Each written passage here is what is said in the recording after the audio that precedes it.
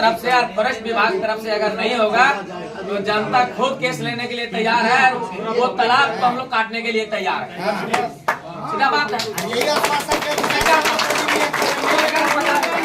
पदाधिकारी द्वारा अगर एनओसी नहीं मिलता है, अगर मेरा मतलब जो सर मुंडी पर आदमी हो जाएगा तो ये तमाचा सरकारी विभाग पर लगेगा और वो फॉरेस्ट विभाग पर लगेगा। हम लोग तमाम चीज मतलब लेने के लिए तैयार है।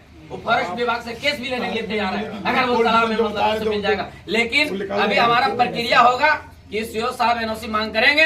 अगर इनके मांग पर मिल जाता ठीक है, नहीं स्वतः ही बोलेंगे हम लोगों से नहीं हो पाएगा, हम लोग स्वतः जी से भी आर लेकर के जाएंगे, हम लोग काटने का काम करेंगे। चाहे जितना दफा बैठाने के लिए हम लोग तैयार रहेंगे। ऐसा नौबत 20 साल के बाद फिर से हम लोगों के बीच में आ गया है। ऐसा नौबत फिर से आ गया है कि आज लोग अपने आप को असुरक्षित महसूस कर रहे हैं, अपने आप संयम नहीं रख पा रहे।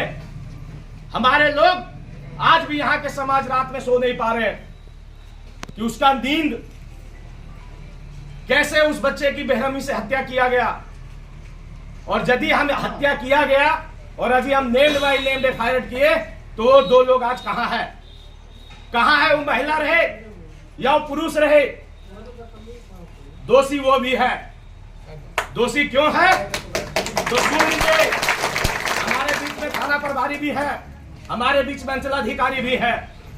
जब आनंद कुमार की हत्या जिस दिन किया गया होगा, उस दिन वो आदमी घर जाकर के सोया है और इतनी बड़ी हत्या करने के बाद वो चैन की नींद नहीं सोया होगा। कहीं पूरी रात उसके दिमाग में कुछ न कुछ परेशानियां आती होगी, और वो परेशानियां आती होगी तो उसका घर परिवार जरूर जानता होगा कि तुम आज ऐसा पहली बार क्यों कर रहे हो। और उसका परिवार जानने के बाद भी उन्होंने किसी गांव समाज के लोगों को नहीं बताया, और हमारा परिवार के बीच में वो भी अपराधी घूम रहा है और आनंद कुमार के साथ खोजने का प्रयास कर रहा है। हम इसलिए ये चीज मानते हैं कि खून यदि किया गया होगा तो एक इंसान के अंदर 8 से 9 लीटर की खून रहता है। जहां उसको मारा गया होगा, जहां उसको हत्या किया गया होगा, वहां पूरी जगह हमको लगता है खून से पूरा एकदम खून और मिट्टी लथपथ हो गया होगा। वो खून और मिट्टी जिस जगह पे उसका बॉडी मिला वहां पे नहीं है। वो खून और मिट्टी को हम कितनों धोवेंगे, लेकिन यदि हम घर जाकर के सो रहे हैं तो हमारा शरीर से जरूर उसका दुर्गंध उस खून का आया होगा, और उस दुर्गंध में उसकी पत्नी भी शामिल है और उसकी मां भी शामिल है, क्योंकि आज तक वो चीज नहीं बता पाई। इसलिए हम लोग ये चीज मांग करते हैं कि हम लोग यहाँ आनंद कुमार के परिजनों के इंसाफ के लिए गांव बाजार में मार्च भी करेंगे, और प्रशासन से ये भी चीज की मांग करेंगे कि 48 घंटे के अंदर अभी भी मामले को उद्भेदन किया जाए, और नहीं तो गांव में आग लगेगी, और गांव में आग लगेगा कोई प्रशासन व्यवस्था नहीं रोकेगा।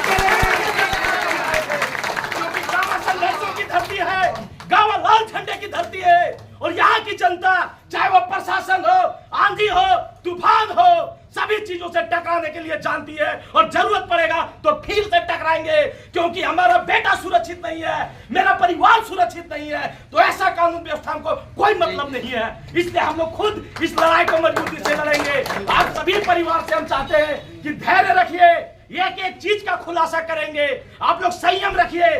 पूरा पार्टी हमारे साथ है, पूरी जनता आपके साथ है, पूरा समाज आपके साथ है। यदि दूसरा आनंद की हत्या ना हो तो हम लोग आज प्रशासन को चेतावनी देने आए हैं कि उसका सिर आसमान में है या पाताल में है या नदी में है, नाला में है, गड़ा है या जैसा है, उसका कंकाल भी निकालिए, आपको निकालना पड़ेगा। वो कहां गया आखिर? वो कहां गया आखिर? उसका शरीर मिलता है, मुंडी नहीं मिलता है। कहां गया? हमको कंकाल चाहिए। इन तमाम माता बहनों को कंकाल चाहिए। हमको भी पाल पोस करके कोई 22 साल 20 साल का बड़ा किया, आपको भी बड़ा किया। आज समाज किसके ऊपर उम्मीद करे? ये गांव किनके ऊपर उम्मीद करे? इसलिए हम लोग यहाँ मांग करने आए हैं कि उसकी बरामदगी, मुड़ी को खोजा जाए। नंबर दूसरा चीज है कि यदि आप बोलते हैं श्रीमान कि हत्या उसी जगह पे है, तो ये भी चीज आप सुन लीजिए। जिस जगह पे हत्या होती है उस जगह पे कहीं ना कहीं ब्लड का निशान होगा।